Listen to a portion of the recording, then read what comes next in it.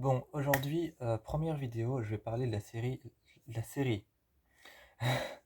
Première vidéo, je vais parler de la série, donc de la série L'Exorciste. La série L'Exorciste, c'est donc une réadaptation du film L'Exorciste. Il y a le film L'Exorciste qui est sorti en 1900 et je ne sais plus combien. Je vais pas m'attarder là-dessus. Et il y a aussi la série qui, elle, par contre, est sortie en 2019. Donc la série, je crois qu'elle est sortie en 2018, la première saison s'est faite en 2018, et il y a eu la saison 2 mi-2019, mi-2020.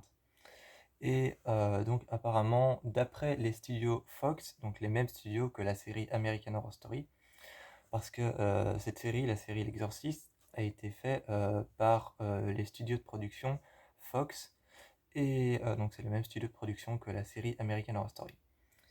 D'après les studios Fox, il y a peut-être une saison 3 qui serait en préparation pour mi-2024, mi-2025.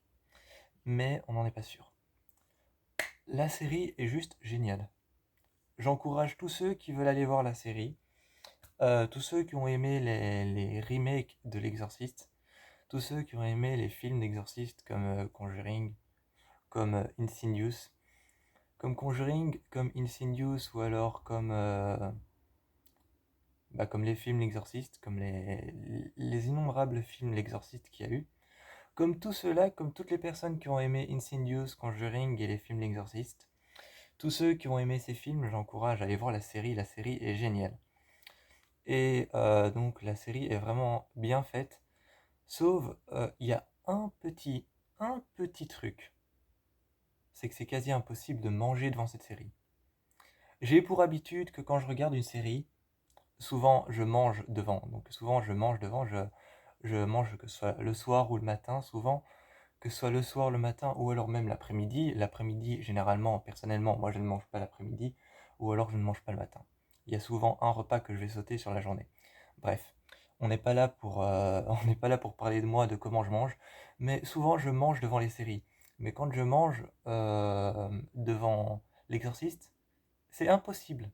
C'est juste impossible de manger devant cette série parce que la série a été tellement adaptée au film, la série a été tellement adaptée au film, et comme elle a commencé en 2019, elle a été tellement renouvelée et retapée qu'il y a des détails tellement glauques, tellement gore et tellement hardcore que c'est presque impossible de manger devant.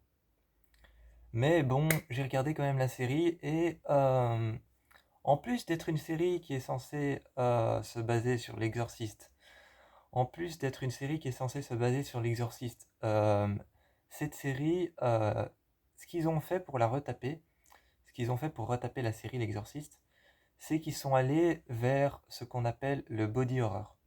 Qu'est-ce que c'est le body horror? Le body horror, c'est l'horreur avec le corps humain. Le body horror, c'est tout ce qui va toucher au corps humain. Par exemple, une personne normale avec un membre qui se déboîte vers l'arrière, ou alors une personne normale qui fait qui rampe par terre avec sa jambe qui passe au-dessus de son épaule. Ça, c'est du body horror, parce que tout en fait touche au corps humain pour faire peur.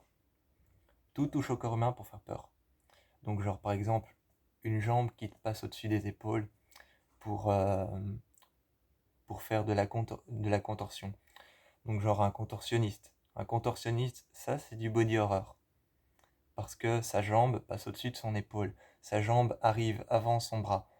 Et genre par exemple des brûlures sur le corps, des séquelles, des cicatrices qui ne partent pas. Ça, c'est du body horror, parce qu'encore une fois, on touche au corps humain. Ou alors encore les yeux qui deviennent blancs, les yeux qui deviennent noirs. Ça, c'est du body horror, parce qu'encore une fois, on touche au corps. Ou alors encore, par exemple, un très bon exemple de body horror que j'ai ici, s'il veut bien venir, c'est ce film-là, Gendo Identity. Gendo Identity, c'est l'histoire d'un cadavre découvert par la police et en Angleterre, en Angleterre, aux États-Unis, les cadavres qu'on retrouve et qui n'ont pas d'identité, on les appelle des Jendo. Donc les hommes, on les appelle des jendo et les femmes retrouvées sans identité, on les appelle des jendo. C'est des cadavres sans identité, auxquels on a donné un nom. Et en fait, il trouve un cadavre et le truc c'est qu'il l'ouvre et il découvre plein de choses à l'intérieur.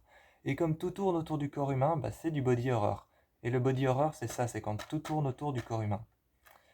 La série L'Exorciste, c'est un peu pareil. Tout tourne autour du corps humain.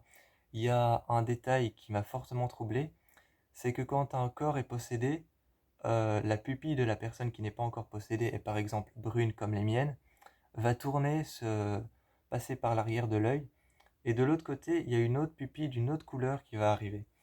Genre par exemple, à un moment, il y a une femme qui a une, il y a une femme à un moment qui a, il y a une femme à un moment qui a à peu près les mêmes yeux que moi, genre brun très très foncé, et elle se fait posséder parce qu'elle tombe dans les escaliers et sa nuque se déboîte, sa nuque se casse, sa nuque se casse, donc elle est morte, mais son corps est possédé, donc on voit ses yeux qui glissent sur le côté, donc ses vrais yeux, et de l'autre côté, il y a des yeux verts qui apparaissent, et là, son cadavre se réveille et elle est possédée.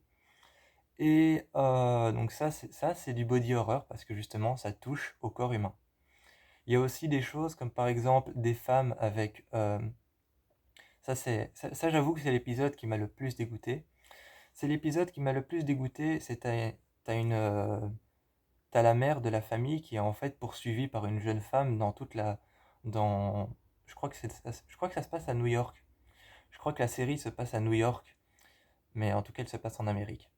Et elle est poursuivie en fait à New York elle est poursuivie dans les rues par une femme avec un masque de carnaval. Et, euh, et justement, à un moment, elle se retrouve dans une bibliothèque. Je crois que c'est une bibliothèque et elle est sur son smartphone. Elle compose un numéro de téléphone et elle veut appeler sa fille. Et quand elle appelle sa fille, elle se retourne et il y a cette femme avec le masque qui retire son masque. Quand elle retire son masque, on voit juste son œil qui est rouge, donc là où ça doit être blanc, dans le blanc des yeux c'est rouge, et sa pupille est brune.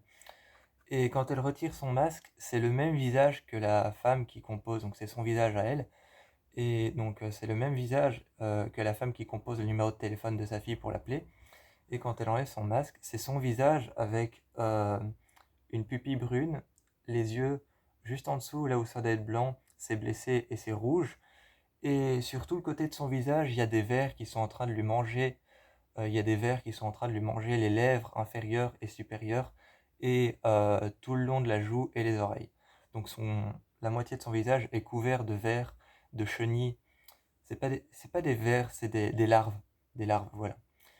Donc la moitié de son visage est couvert de larves, de chenilles, de vers, en tout cas de choses qui n'a pas de squelette.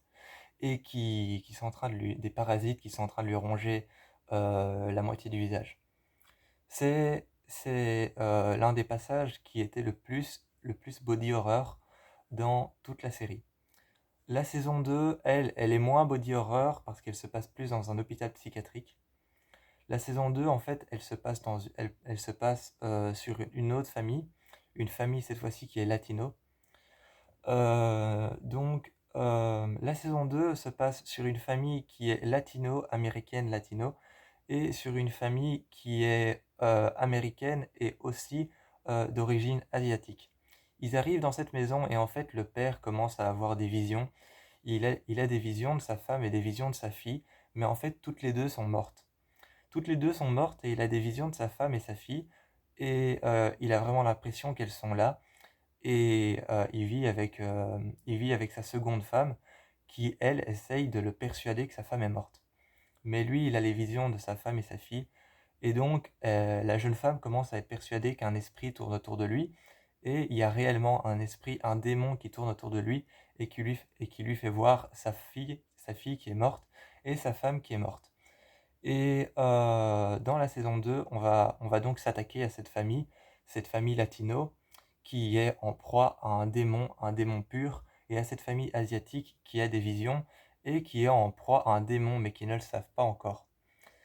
Et là, on rentre moins dans le body horror, mais plus dans le monde des esprits.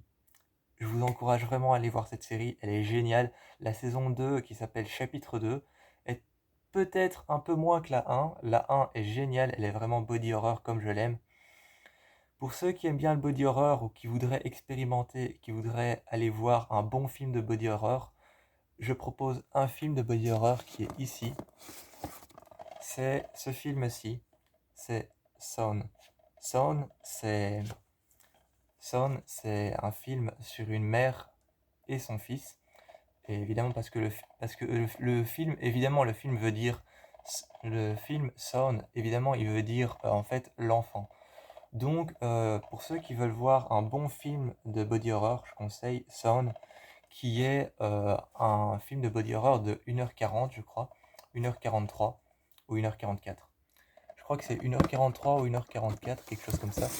Mais je conseille Son, qui est un bon film de body horror.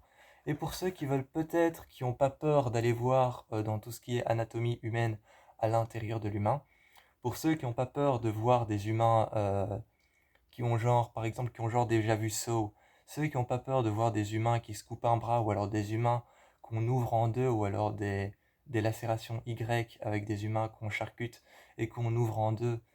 Pour ceux qui n'ont pas peur de voir ça, je conseille Gender Identity. Un autre film de body horror qui est plutôt pas mal. Donc voilà, ça c'était ma critique sur la série L'Exorciste. Je vous encourage à aller la voir, elle est juste géniale. La saison 2 est parfaite, mais la saison 1 est quand même mieux que la saison 2. Je vous fais plein de bisous et je vous encourage à aller voir la série L'Exorciste.